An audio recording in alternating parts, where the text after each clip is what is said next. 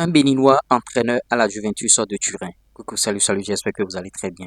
Bienvenue dans ce podcast rapide et suivez ce podcast du début jusqu'à la fin. Vous allez apprendre beaucoup de choses, plusieurs informations dans une même vidéo. Plus besoin d'aller perdre votre temps sur les réseaux sociaux pour savoir qu'est-ce qui s'est passé en série A. Il annonce bien sûr Alfred Dossuyovo, il a 40 ans. Et vous voyez, entraîneur béninois des gardiens, il va rejoindre Thiago Mokhtar, il va rejoindre Thiago Mokhtar. Vous connaissez bien Thiago Mokhtar qui avait joué au PSG.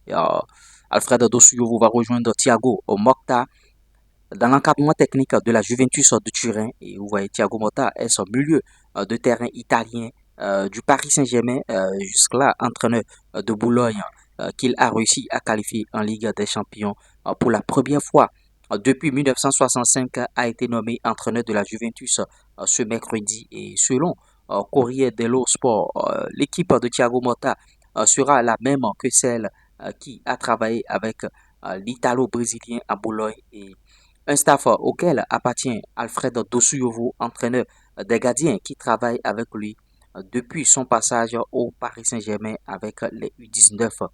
Vous voyez, Thiago Motta a voulu faire avec ceux avec qui il avait déjà travaillé et passé par l'Olympique lyonnais, notamment Dossuyovo, né à Cotonou au Bénin, a contribué à la formation de Mike Maignan, actuel gardien numéro 1 des Bleus, et à l'AC Milan. Il a épaulé Thiago Motta à la Spezia puis Bologne. La formation préférentielle de Mokhtar repose sur un 2-7-2 qu'il a inventé et un aliment qui nécessite que le gardien de but soit bon et précis dans les passes et la construction de jeu à la base. Vous voyez, une technique dont les mérites reviennent à Dossuyovo. Entre Spinza et Boulogne, Mokhtar et son collaborateur béninois ont dirigé 116 matchs ensemble, s'il vous plaît. Alfredo Dossuyovo, c'est un béninois et il va entraîner l'équipe de la Juventus de Turin, entraîneur des gardiens de but de Juventus de Turin. Ce sera un béninois. C'est pas un rêve, c'est une réalité. Et vous voyez, bon, on a de la matière, on a des béninois qui sont à l'extérieur. Mais est-ce qu'ils vont accepter revenir au pays pour pouvoir mouiller le maillot? Est-ce qu'ils vont donner le meilleur d'eux-mêmes ici? Bon, qu'est-ce qui va se passer? Ou bien ils sont mieux là-bas? Qu'est-ce qui se passe? Bon, vous voyez, il est entraîneur de gardien de but à la Juventus. Il n'est pas entraîneur de gardien de but à la Juventus qui veut, mais qui peut. Il va travailler avec Thiago Motta. Il a déjà travaillé avec Thiago Motta dans plusieurs clubs et ils ont réussi partout où ils sont passés. Donc voilà l'information principale, bien sûr, de ce Flash Info. Celle de folie, bien sûr, lors du match Bénin-Nigeria, 2 buts à 1 remporté par les Guépards, un supporter a envahi le terrain, vous l'avez vu sur vos écrans certainement, et est allé toucher le capitaine Steve Mounier avant de se faire capturer par les stadiers. Et la scène est alarmante. Vous voyez, on a assisté à une course en poursuite. Et bon, c'était juste pour amuser la galerie. Déjà, les éliminatoires Coupe d'Afrique des Nations Maroc 2025. Le tirage au sort des éliminatoires aura lieu le 4 juillet 2024 à 12h30 GMT à Johannesburg, en Afrique du Sud, soit 13h30 au Bénin. 48 nations reparties par mérite en 4 pots de 12, s'il vous plaît, seront tirées afin de former 12 groupes et 4 équipes. Ceci implique que chaque pays aura à jouer 6 matchs à l'issue desquels les deux meilleurs de chaque poule seront qualifiés.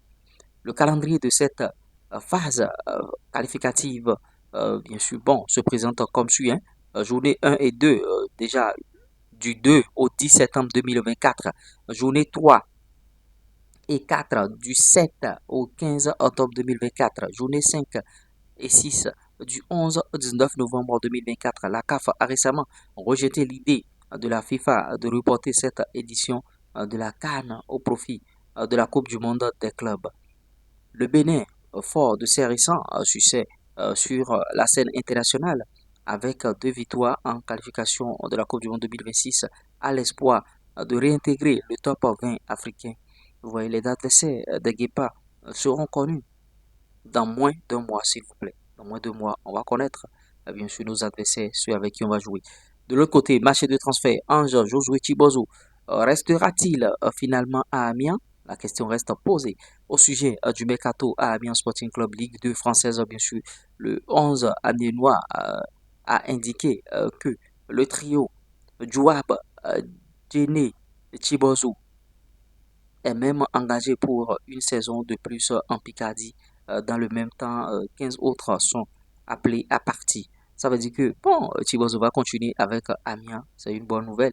Il faudra que le joueur travaille, qu'il redouble d'ardeur parce qu'on a vu que, bon, de l'autre côté de Portugal, ça n'a pas été du tout ce qu'on espérait. Il n'a pas fait forte sensation au Portugal et on espère que cette fois-ci, il va donner le meilleur de lui-même, Chibozo, parce qu'il a été formé à la Juventus, donc il doit avoir des trucs dans les jambes. Bon, Junior là a été un cauchemar hein, pour un bon nombre d'adversaires qu'il a affrontés, notamment Ndidi et autres, avec ce dribble qui ne cesse de circuler sur les réseaux sociaux.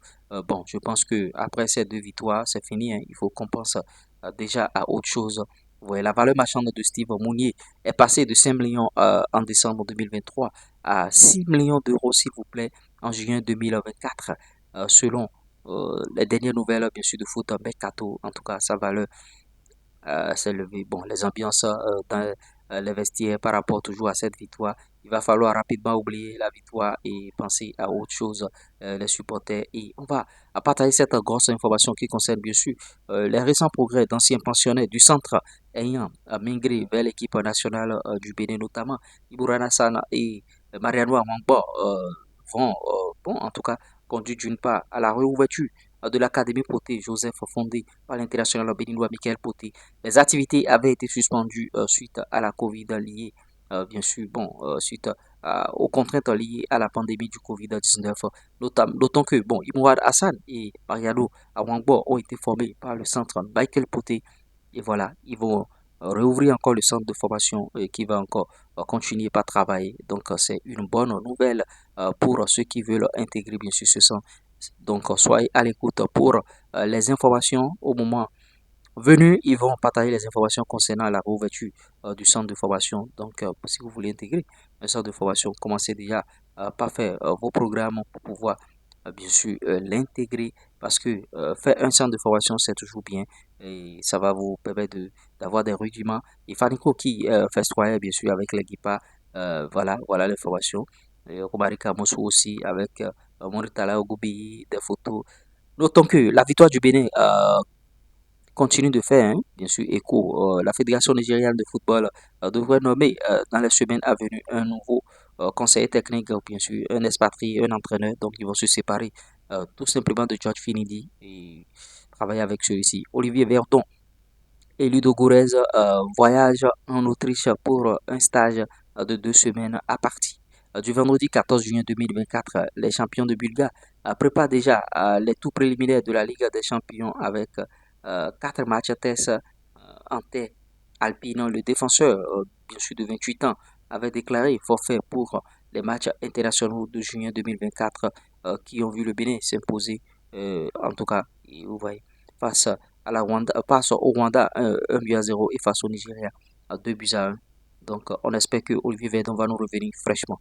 J'espère que vous avez bien sûr aimé ce podcast rapide. Si vous avez adoré, likez, partagez, abonnez-vous. On fera de temps en temps avec vous ce genre de podcast où on viendra vous donner les informations de cette manière-là. Likez, partagez, abonnez-vous. On se dit à tout de suite. Ciao.